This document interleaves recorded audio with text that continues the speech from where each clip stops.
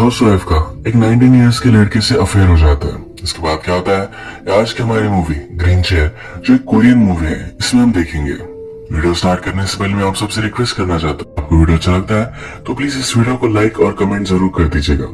इस चैनल को बहुत सपोर्ट मिलता है। अब बिना इसे देरी के एक्सप्लेनेशन स्टार्ट करते हैं। मूवी स्टार्ट होती है और हमारे दो मेन कैरेक्टर मुनही और सुयू ये अभी अभी इंटीमेट हुए हैं, ये हम देख सकते हैं। मुनही ये एक हाउसवाइफ है और सुयन सिर्फ एक 19 इयर्स का एक लड़का। मुनही उससे पूछती है कि क्या ये तुम्हारा फर्स्ट टाइम था। सुयन कहता है मुझे एक बार एक लड़की के साथ अपॉर्चुनिटी मिली थी पर वो सक्सेस नहीं हो पाया। इसके बाद हमें पता चलता है कि इनकी रिलेशनशिप के बारे में पुलिस को पता चल गया था। ये इलीगल था तो इसी वजह से मुनही को जेल हो गई। अब थोड़े दिन गुजर चुके हैं और मुनही की सजा कंप्लीट हो चुकी है। बाहर निकलने के बाद भी उसे कुछ कम्युनिटी अवर्स करने पड़ेंगे। मुनही और पुलिस की जब बात होती है तो हमें पता चलता है मुनही के हस्बैंड ने उसे छोड़ दिया है। उसकी मदर भी अब एक अलग कंट्री में रहती है। मुनही जब जेल से बाहर आए तो उसके आसपास बहुत सारे रिपोर्टर थे। उसे पूछ रहे थे कि अब तुम क्या करोगी, क्या तुम फिर से ह्यून के पास जाओगी। इस सब से वो ओवरवेल्म हो चुकी थी। तभी उसके पास ह्यून आया। ह्यून ने अपना उसे जैकेट पहनाया, उसे हक कर वहां से वो लेकर जाता है। ह्यून मुनी से कहता है क्या तुम ठीक हो, क्या सब कुछ ठीक है। मुनी कहती कि हाँ सब कुछ अब ठीक है। मुनी ह्यून से पूछती है क्या सिर्फ पैसों के लिए तुमने हम दोनों की रिलेशनशिप को सेल कर दिया। इसका मतलब है जब ये दोनों इंटीमेट हो रहे थे तो इसके उन्होंने टेप बनाई थी। ये किसी के हाथ लग गए और इन्हें जेल जाना पड़ा। ह्यून कहता है कि ऐसा नहीं है, इसमें मेरी कोई भी गलती नहीं थी। एक फ्लैशबैक दिखाया जाता है जिसमें इंस्पेक्टर ह्यून को डील देता है।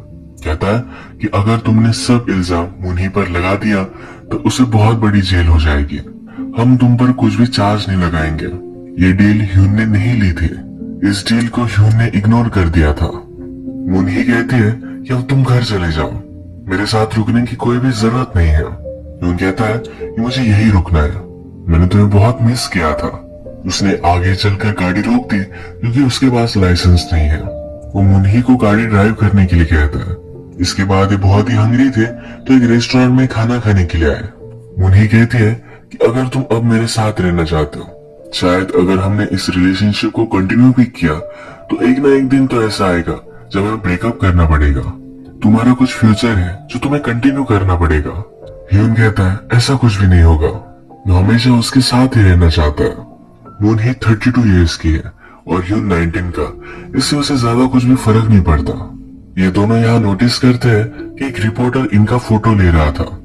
ह्यून जाकर उस रिपोर्टर को कन्फ्रंट करता है। कहता है सोसाइटी सेक्स को लेकर बहुत ही हिपोक्रिटिकल है। आप दोनों आपकी रिलेशनशिप को किस तरह से देखते हो ये मैं रिप्रेजेंट करना चाहता हूँ। अगर तुम दोनों चाहो तो हम इसे नॉवेल में भी कन्वर्ट कर सकते हैं। ये दोनों ऐसा कुछ भी नहीं चाहते थे। ये रिपोर्टर उनका पीछा न करे इसके लिए उसे बांधकर वहां से वो चले जाते हैं। मुनही गाड़ी में ह्यून से कहती है कि हमेशा मैं तुम्हारे बारे में ही सोचती थी। मुझे जेल में टॉर्चर किया जाता था, हम दोनों साथ होंगे ये सोचकर मैं हमेशा वो सहन कर लेती थी। इसके बाद ये दोनों एक मोटेल में आए और वहां इंटीमेट हो गए। इंटीमेट होते वक्त ही मुनही को लगा कि उन्हें कोई टेप कर रहा है। शायद इस रूम में कोई हिडन कैमरा होगा। लास्ट टाइम कैमरे की वजह से सब कुछ ट्रबल हुआ था तो इस वजह से वो डिस्टर्ब्ड है। ह्यून फिर पूरे कमरे को चेक करता है, कैमरा उसे कहीं भी नहीं मिलता। ये जब डिनर करते हैं तो ह्यून बहुत ही मजे से खा रहा था। मुनही कहती है मुझे तुम्हारे लिए कुक करना बहुत ही अच्छा लगेगा।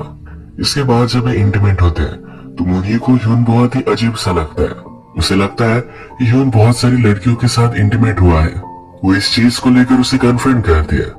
इस पर उनका थोड़ा सा झगड़ा हो गया।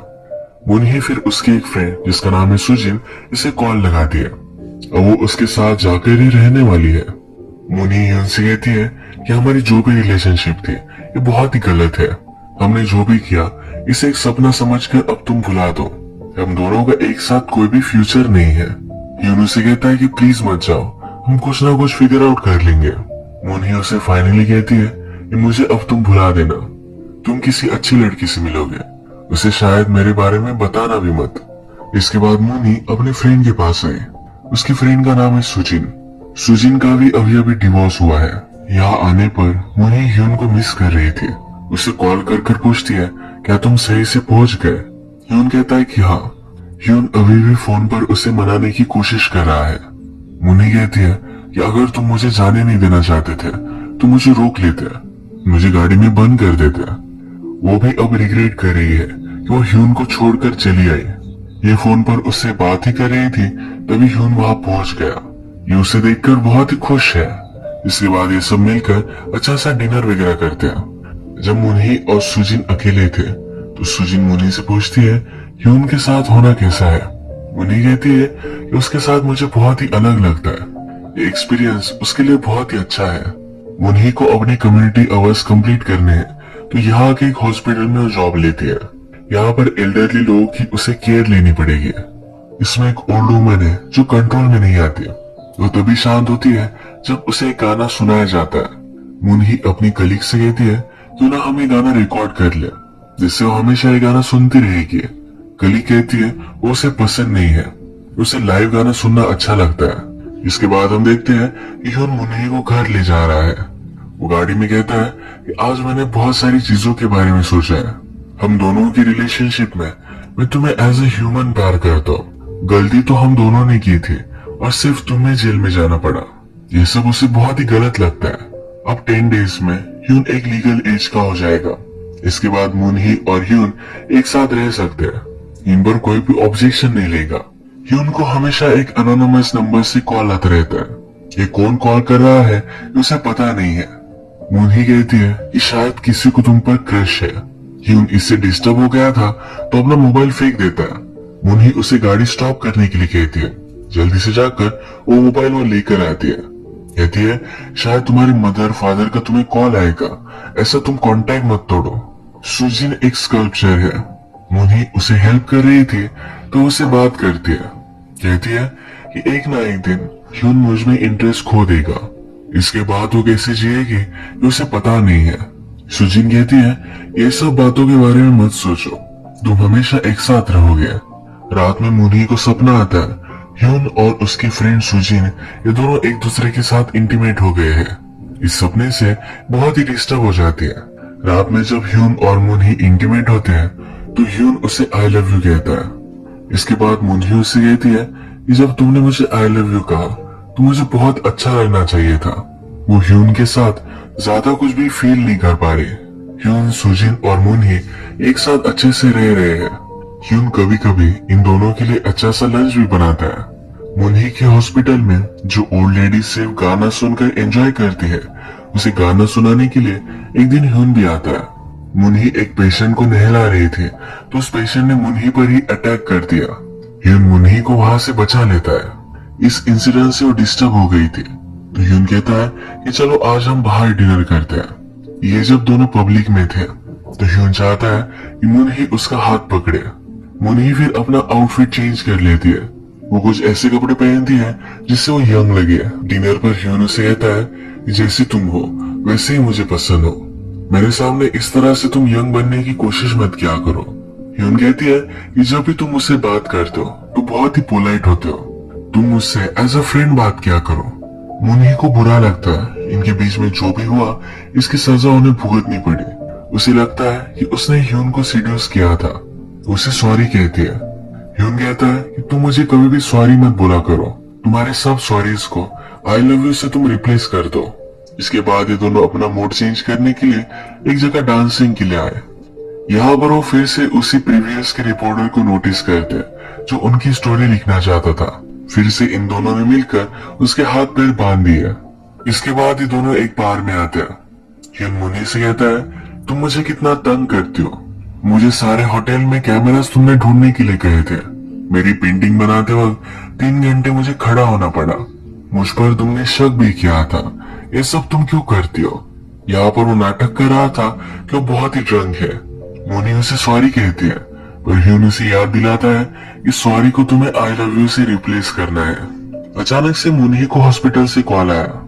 जिस ओल्ड वुमन को गाने की आवाज सुनने के बाद ही अच्छा लगता है, उसे बिना सुनाए वो हॉस्पिटल से चली गई थी। ये ओल्ड वुमन बाहर चली गई और उसका एक्सीडेंट हो गया।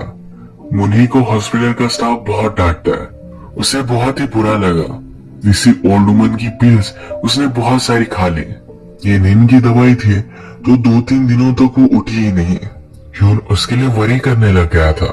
मुन्ही को फिर से सपना आता है कि उसकी फ्रेंड और ह्यून ये दोनों इंटीमेट हो गए हैं, तो इसी वजह से डिस्टर्ब होकर वो जाग जाती है। ह्यून उसे सही से सहारा देता है। सुजिन को फिर एक आइडिया आता है। ह्यून का एक बर्थडे है तो उसके पेरेंट्स, मुन्ही की मदर, ये सबको बुला सकते हैं। जो भी सिचुएशन है ये सब हैंडल कर सकते हैं। ये आइडिया उन्हें अच्छा लगता है। इसके बाद डायरेक्टली हमें बर्थडे दिखाया जाता है। यहाँ पर ह्यून के पेरेंट्स, मुन्ही की मदर, उसका एक्स हस्बैंड और कुछ लोग हैं। ह्यून को जो लड़की हमेशा कॉल करती रहती थी, मुन्ही ने उसे भी कन्फ्रंट करने के लिए बुला लिया है। इस पार्टी में भी उसके पीछे ही पड़ गई थी। इस पार्टी में मुन्ही का एक्स हस्बैंड बहुत ही गुस्सा था। ह्यून मुन्ही को ये बात बताता है। मुन्ही कहती है हम दोनों की रिलेशनशिप हमेशा बहुत ही घटिया थी, उसने मुझ पर चीट किया था। इसके बाद मुन्ही की मदर बात करती है, कहती है कि मुन्ही की वजह से लोग मुझ पर भी शक करने लग गए थे, मेरे कैरेक्टर पर सवाल उठाने लग गए थे। मुन्ही की मदर को लगता है उसने जो भी किया वो बहुत ही गलत है, उसे जेल जाना चाहिए। ह्यून सबसे कहता है कि मैं अच्छा सा स्टडी करूंगा, हार्ड वर्क करूंगा और सब कुछ ठीक कर दूंगा। ह्यून की मदर भी उसे सपोर्ट कर रही है। उसे लगता है कि ह्यून जो भी डिसीजन लेगा वो सही ही लेगा, क्योंकि आजकल ह्यून बहुत ही खुश है। ह्यून के फादर को ये सब चीजें गलत लगती है। उन्हें लगता है कि ह्यून को अपनी स्टडीज में फोकस करना चाहिए। ये सब चीजें बहुत ही गलत है। जो लड़की ह्यून को लाइक करती है, उसे लगता है कि मुन्ही ने ह्यून को फंसाया था।